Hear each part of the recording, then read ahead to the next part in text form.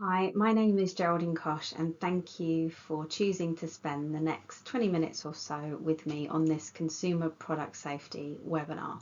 This particular one is on childcare articles. It's the second in a 5-part series of webinars on 5 different topics. So the first one is on general safety, the second is on childcare articles, the third is on kitchen appliances, the fourth is on products found in the bedroom, and the fifth is on products found in the bathroom. So this particular webinar is on childcare articles. I just want to give you a quick warning that the consequences of unsafe products can lead to injuries or fatalities. So we will be talking about injuries or fatalities that have happened with various childcare products or items. So as mentioned before, it was really challenging trying to decide which topics to cover under this subject of childcare articles, also known as childcare products. So I've picked a few. There are lots more examples out there of particular hazards or products to think about with childcare products, but we can't cover all of them in the next 20 minutes or so. So I'll give you some advice on the end on where to go to look for more information. So the first topic I'm going to talk about is self-feeding products, and you can see an example here of a picture of a self-feeding product, and then we're going to look at slings, nappy sacks, neck floats, falls and toys, and we can see this beautiful child here playing with some toys. So let's get started on these topics. So why do we care about this? Well, a study done by the Office of Product Safety and Standards, also known as OPSS, found that consumers assumed that brands would only make safe products and that regulations were in place to stop potentially dangerous products from entering the market. And this is kind of true, but unfortunately not always. So not everything you buy is safe, and we can't assume that it's safe. So what we're trying to do with these webinars here is to give you information where you can check the products when you buy them to see if they really are safe or not. And there are regulations in place, but it's really important to mention that if you buy products from outside of Great Britain, then you are potentially buying an unregulated product, which means it may not comply with the strict safety standards that we have here in GB, in Great Britain. So I wanted to highlight that there, and some great study and work that was done by OPSS, but I wanted to highlight some key points on that. Also, ROSPA, who are the Royal Society for the Prevention of Accidents, are finding that preventable accidents, and that's a key word, preventable, are actually rising in the UK, and deaths are at an all-time high. And I find this really interesting because some people think, oh, you just want to wrap people in, bubbles, and you don't want them to actually live their lives and take risks and, do exciting things. And that's not true at all. We really do. And I'm a mother to 2 lovely children, and of course I want them to have fun. I want them to take risks, but I want them to be educated risks, either for me as a parent, or I will try and educate them when they were old enough to understand and learn and teach them, like we always do. So it's important for consumers that we help empower ourselves and also our family and friends and try and protect them where possible. So accidental deaths in the UK have reached an all-time high, with the rate increasing by 42% in the last decade, making them the second biggest killer of people under 40. Now, of course, this is all accidents. They're not all related to consumer products, but consumer products will form part of that. According to ROSPA, you are substantially more likely to suffer a serious accident than you were 20 years ago. And as mentioned on the previous slide, the rate of accidental deaths in the UK is increasing, and accidents now take over 20,000 lives each year, which is more than the capacity of the O2 Arena. Accidents are the second biggest killer of people under 40 and the most common cause of preventable death in children under 15. And the word there, as mentioned before, is preventable. So what we want to try and do with these webinars is understand how we can prevent these injuries and deaths from happening when they're associated with consumer products, because not all of these are associated with consumer products. What are self-feeding products? Well, as you can see here, here's an example of a self-feeding product, And then there were a few different examples that came out here. These are a really bad idea. When you are feeding your child, you really should hold them, be with them, and be close to them.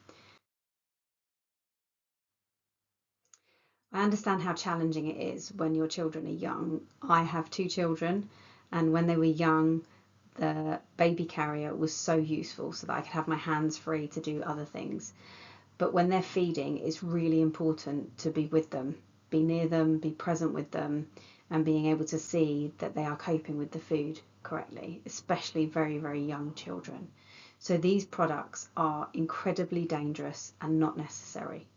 So as we can see here, in November 2022, OPSS, the Office of Product Safety and Standard, released this alert, and then there was another alert released in December 2022 when there were other products that became available on the market, not just the initial one. So please do listen. If OPSS have released any reports, consumer safety alerts, then please do listen to these alerts. I'm going to show you some examples, and I have given a warning at the beginning of some of these presentations that we will be talking about deaths or injuries. And this is an example, unfortunately, with a death where baby Eric, who died in a sling at a very young age, and you can see the picture there of beautiful baby Eric and his family.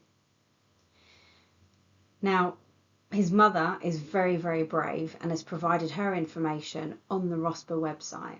And it's an incredibly courageous thing to be able to do when you've been through such an experience like this.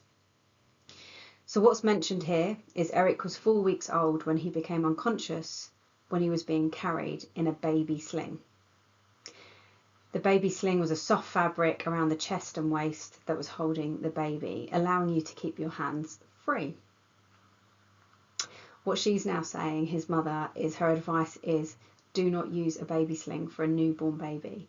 And I totally agree. When they are really young, it's very important that they're put in a baby carrier or support that can support the posture, support their back, in order for them to be able to sit up straight and not lead to this positional kind of asphyxia situation where the chin is down like this. So it's really important to have them in the right products for their age group. When they're so young, they shouldn't be in these slings or carriers or anything. So it's really important to read the instructions.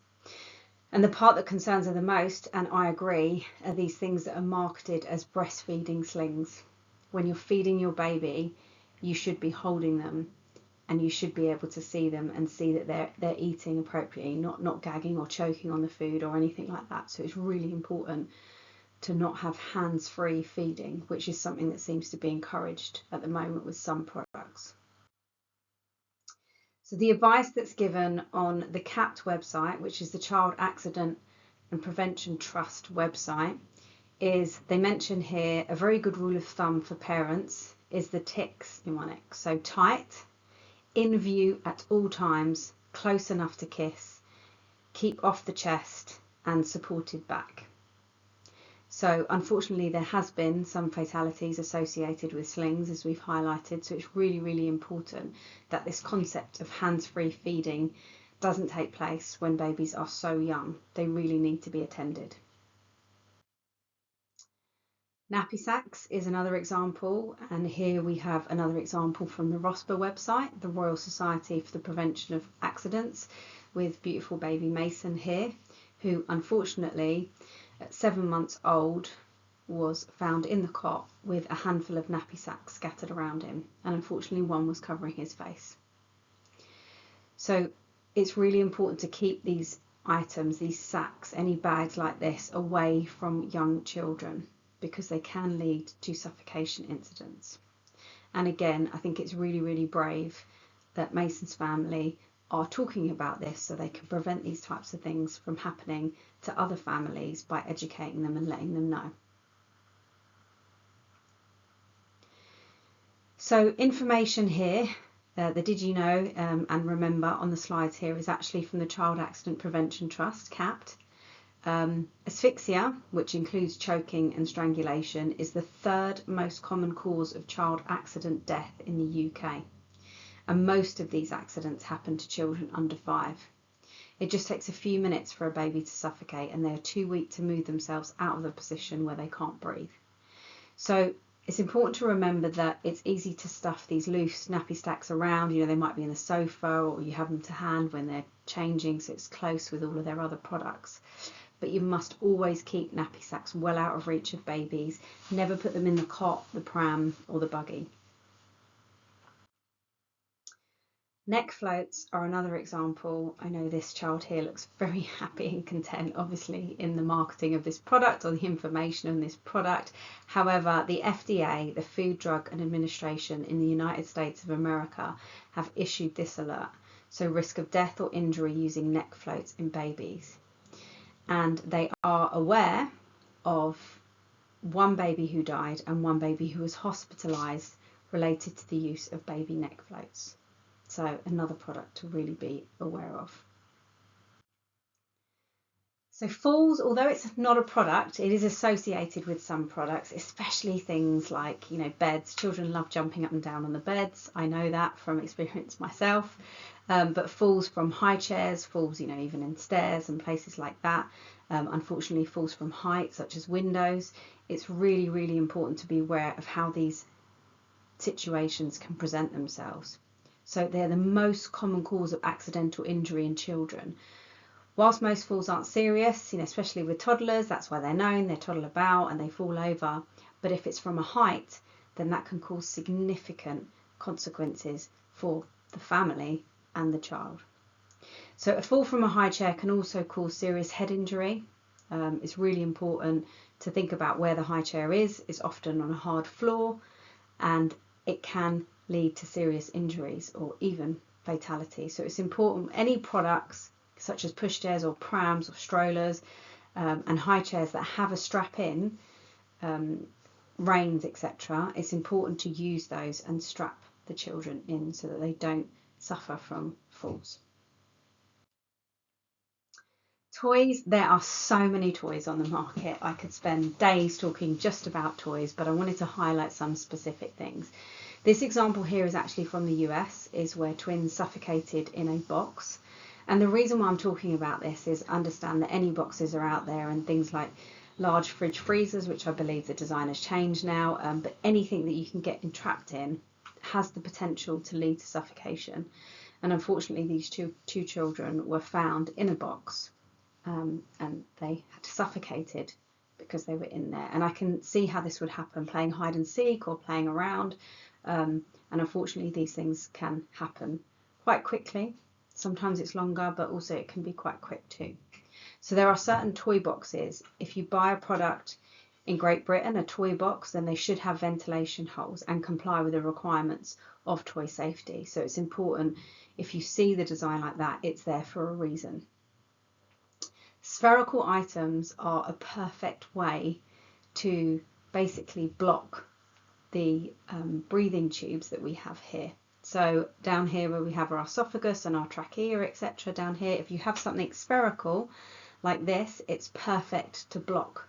So round, ovoid, cylindrical objects such as balls, marbles, and spherical toys or toy parts pose the greatest risk of choking death.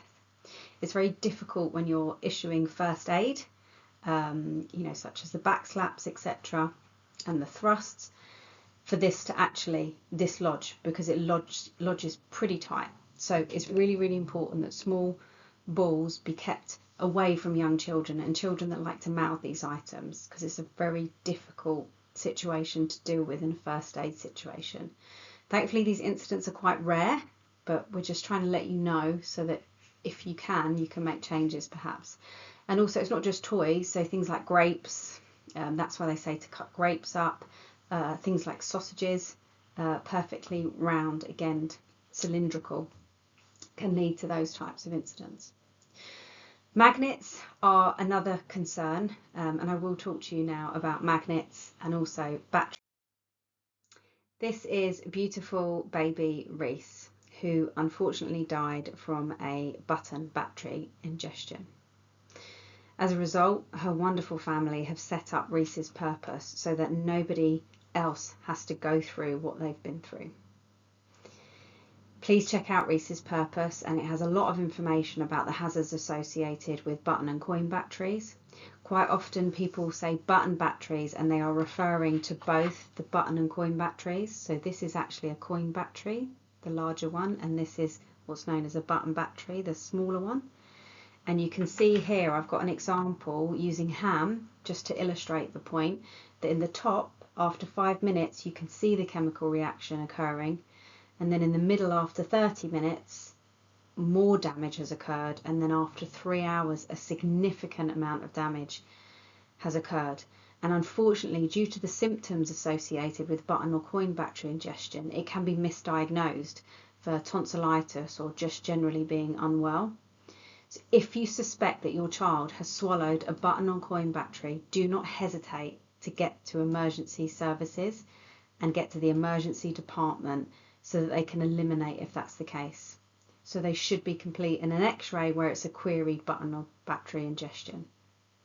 And then we have information here from the OPSS, so the Office of Product Safety and Standards. If they've done an alert, again, remember that if they've gone to the point of issuing that alert, there's good reason that they're doing it. And they also refer to CAPT and ROSPA, the other charities that we have mentioned.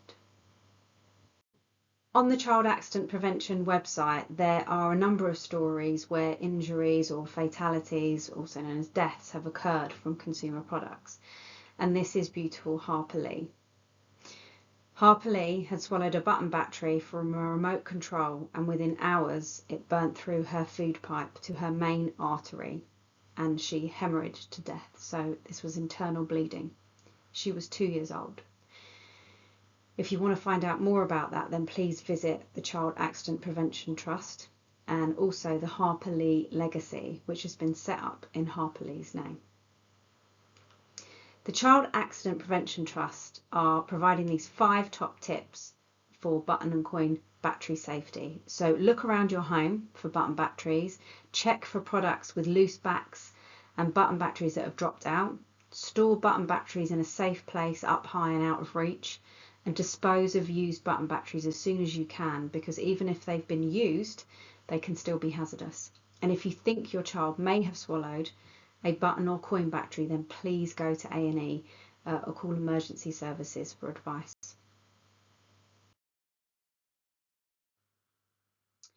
I highly recommend Charlie's House app. On November 1st in 2007, Charlie Horn, a 2-year-old boy, was killed when he attempted to climb a dresser. It was through that tragedy that Charlie's House was born. Charlie's House is a safety demonstration house in the US. Now, we can't all get to the US, so therefore the wonderful team at Charlie's House have made this interactive app so that you can use it to understand how to learn more about safety in your home. So you can go through the different rooms in your home, as it has in the app, and look at how you can put safety measures in place and be aware of where things may be a problem in your home. And also it breaks it down in age groups as well, so you can look at different developmental milestones at when children get to different ages and how hazards may present themselves with various products or situations in the home. So you can scan the QR code and download the app and even work on it with your children, depending on how old they are, and get them to learn and engage and understand about product safety and home safety.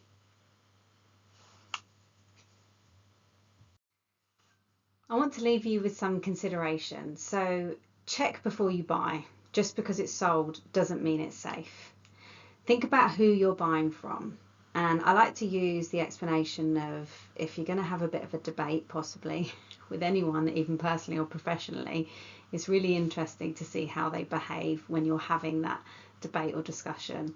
And I think this is the same when you're buying a product. So if I buy a product and then I have a question, or I want to find out, I've got a concern with a product, or I want to maybe perhaps send it back, or I think there's a fault with it, who are you buying from, and are they going to answer you when you do those things? So that's another reason why we talk about a reputable company. If you're buying from outside of Great Britain, it doesn't mean it's not necessarily going to be a safe product. Maybe it is. However, it may be considered an unregulated purchase. So the laws that we have in place here for consumer protection and for safety may differ from the country that you're buying it from. So it's really important to understand that and ensure you know who you're buying the product from.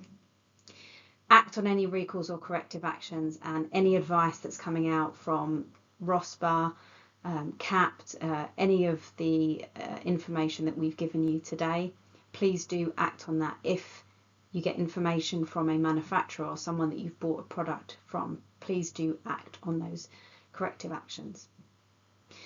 Look at product information, markings, address, instructions. Where is the address? Is the instruction in a language you understand? So if you're purchasing it here in Great Britain, it should be in English. What does the information and marking say? Is there an age warning on it? Then please do heed those age warnings and any markings that are on the product. Be careful when you're buying secondhand. You can check the manufacturer's website and see if it's been subject to a recall, but also some products might be safety critical. So for example, a car seat, you don't want to have a car seat that's been involved in an accident. So unless you really know the history of the product with some products, then be cautious about that. Then refer to experts for advice and information. And who do we mean by these people? Well, let's have a little look.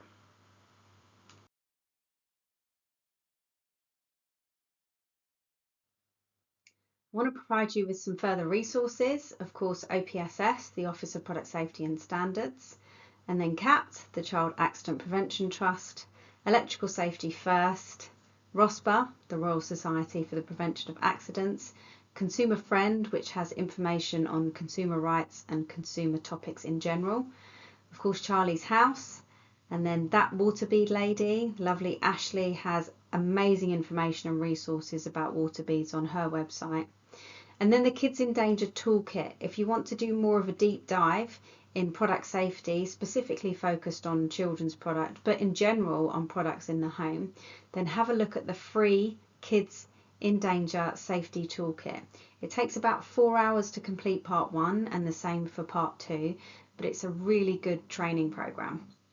And then you've got the CTPA, the Cosmetics, Toiletry and Perfumery Association. So if you're specifically interested in those products, then take a look at their website. If you're concerned about any consumer products that you've purchased, then please do contact Citizens Advice if you're based in England and Wales. If you're based in Scotland, then contact Advice Direct Scotland. And if you're based in Northern Ireland, then contact your local district council. So thank you so much for watching this particular session, and I hope that you check out the other 4 sessions that are available on the other topics in consumer product safety. For more information, check out my website, and also you can contact me with any questions that you may have.